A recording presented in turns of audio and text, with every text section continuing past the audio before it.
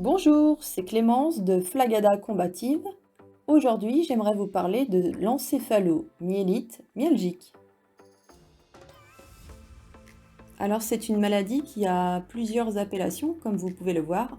Syndrome de fatigue post-virale, syndrome de fatigue chronique, syndrome ou maladie d'intolérance systémique à l'effort. Et celui-là qu'on choisit pour l'instant, c'est encéphalomyélite myalgique. Mais il n'y a vraiment aucun nom qui est satisfaisant pour l'instant. Et l'appellation changera sûrement quand les causes de la maladie seront clairement identifiées. Sinon, ça a été reconnu depuis 1969 dans la classification de l'OMS et on peut voir où ça a été classé dans la CIM 10 ou la CIM 11. L'encéphalomyélite myalgique est une maladie multisystémique, chronique, invalidante, acquise et complexe.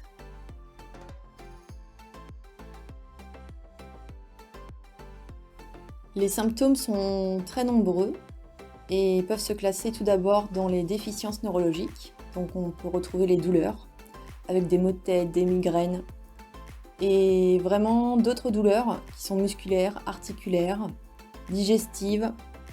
Et c'est vraiment souvent généralisé et migrant d'un endroit à l'autre, d'un type à l'autre. Ensuite, nous pouvons avoir des troubles neurocognitifs. Et là, vraiment, il y a des difficultés à traiter l'information. On a une pensée ralentie, de la confusion, de la désorientation, des difficultés de concentration. Et là, j'ai mis un de mes dessins sur le brouillard mental. Et vraiment, c'est ce qu'on peut ressentir, un brouillard pas possible et des capacités cognitives très réduites. Nous pouvons aussi avoir des troubles du sommeil, comme un sommeil complètement perturbé et ou un sommeil non réparateur. Nous pouvons avoir aussi des troubles moteurs et de la perception. Donc en moteur, de la faiblesse musculaire, une mauvaise coordination, une perte d'équilibre. Et en perception neurosensorielle, cette hypersensibilité au bruit, à la lumière, au toucher, aux odeurs. Moi, je suis très très impactée par ça. C'est très dur à vivre au quotidien. Ensuite, nous rentrons dans une autre catégorie, les troubles immunitaires gastro-intestinaux et génito-urinaires. Donc des symptômes pseudo-grippaux, souvent des maux de gorge, des sinusites. Tout ça, ça s'active ou s'aggrave à l'effort. On est très susceptible aux infections.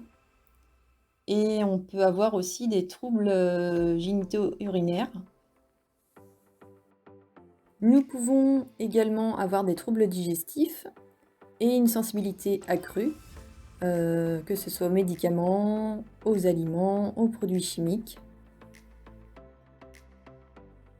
Enfin, nous pouvons être affectés par des troubles de la production d'énergie, qu'elles soient cardiovasculaires, respiratoires, où on a vraiment une température corporelle non stable. Le critère obligatoire, c'est vraiment le malaise post-effort qu'on peut appeler crash. Et je vous laisse lire à côté mon petit dessin pour mieux comprendre ce que c'est.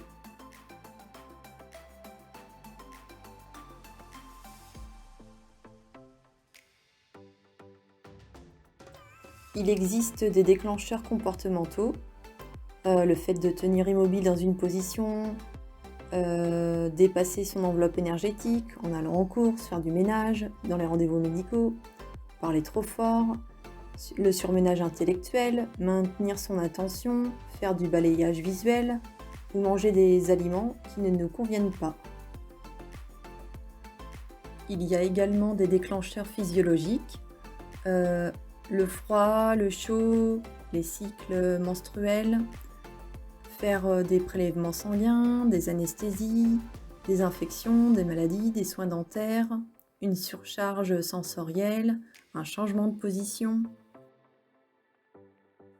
Enfin, les déclencheurs peuvent être émotionnels, par exemple un choc, des crises de panique, des disputes, de l'anxiété, des émotions fortes, même positives, une trop grosse charge émotionnelle ou mentale, un stress augmenté ou prolongé.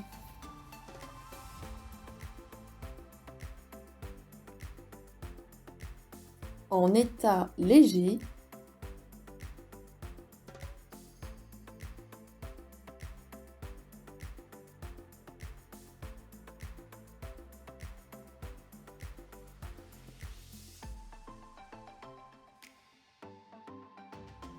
en état modéré,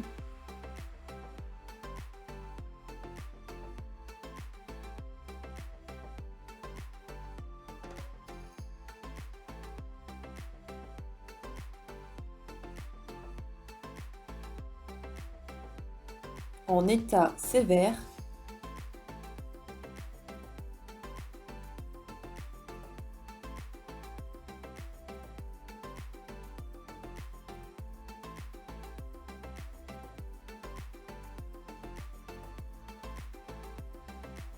et enfin l'état très sévère qui est l'état le plus grave.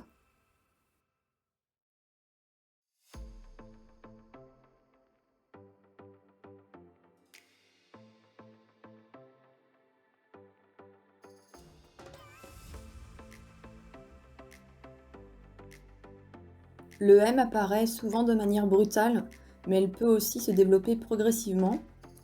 Elle se déclenche souvent à la suite d'une infection.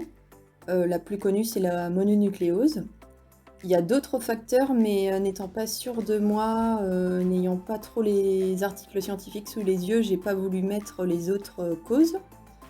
Sinon, la plupart des chercheurs semblent penser que le M est un trouble multisystémique impliquant les systèmes autonomes, immunitaires et neuro-endocriniens. On estime que 15 à 30 millions de personnes sont touchées par le M dans le monde. Ça touche vraiment n'importe qui, les enfants, les adolescents et les adultes, et plus particulièrement les femmes. Les maladies associées sont très nombreuses.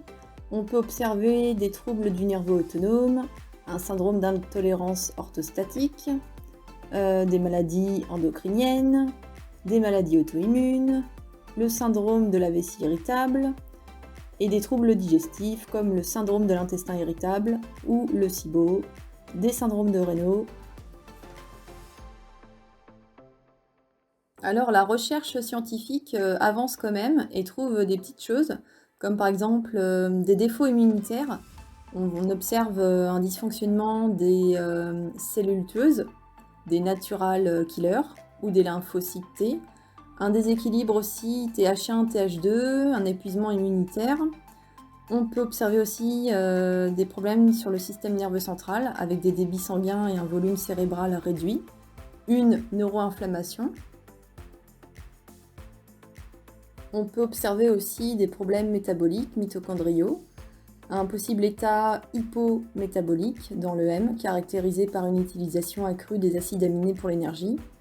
On observe aussi des problèmes sur le système nerveux sympathique et parasympathique, et un déséquilibre de la flore intestinale et le fameux leaky gut. Avant d'être diagnostiqué, on passe par une longue période d'errance médicale, souvent. Malheureusement, il n'y a pas de test biologique à ce jour permettant de dépister le M.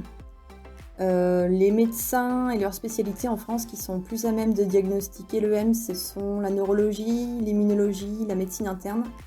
Les médecins en France qui connaissent le M sont très peu nombreux. De toute façon, c'est un diagnostic d'exclusion, essentiellement sur la clinique des symptômes.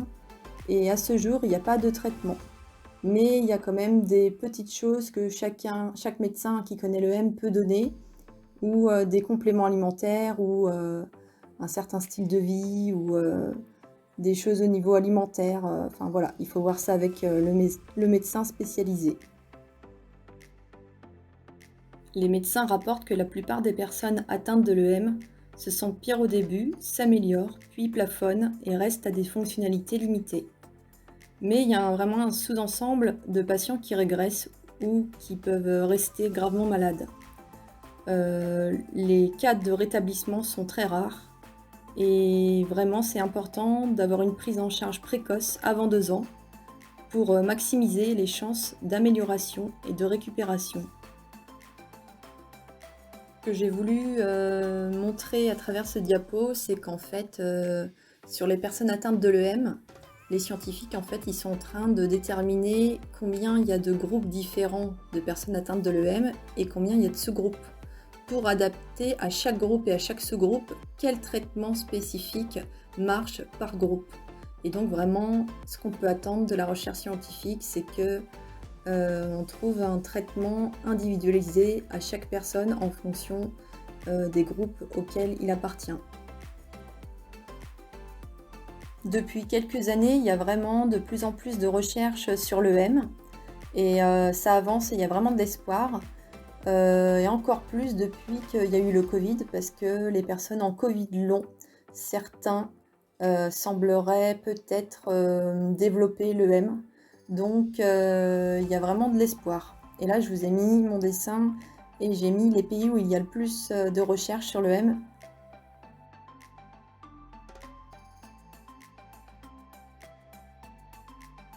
Le pacing, c'est une technique de gestion de la quantité d'énergie disponible pour éviter les malaises post-effort. Il nous faut adapter une hygiène de vie respectueuse de notre état et de la quantité d'énergie disponible chaque jour. Quelques exemples: bien connaître son corps et savoir l'écouter, identifier les déclencheurs du malaise post-effort, savoir repérer les signaux d'alerte, s'arrêter et se reposer de façon préventive, diviser une activité en plusieurs petites tâches et les répartir dans le temps, vraiment prioriser les activités, savoir combien coûte chaque activité en énergie et se méfier des faux amis, le téléphone, la lecture, la télé, repenser chaque activité en l'adaptant par exemple avec un objet. Alors là j'ai voulu dire une chaise ou autre. Son but vise à nous donner une chance de stabiliser notre état, la maladie, ainsi que notre enveloppe énergétique. Et là, sur le dessin, par exemple, comme je suis très fatiguée, je m'épile qu'une seule jambe sur une journée et je fais l'autre jambe plus tard.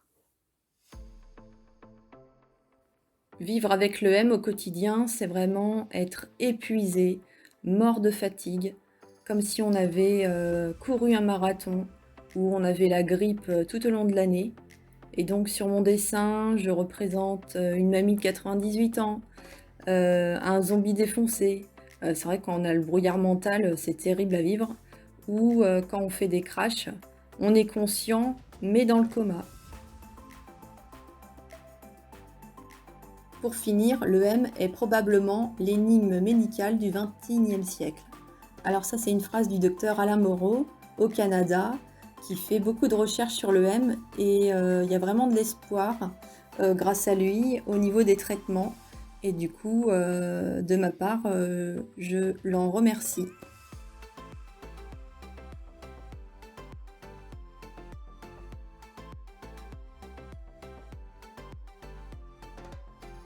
Vous pouvez me retrouver sur Facebook, Instagram ou Twitter, et n'hésitez pas à venir me poser vos questions.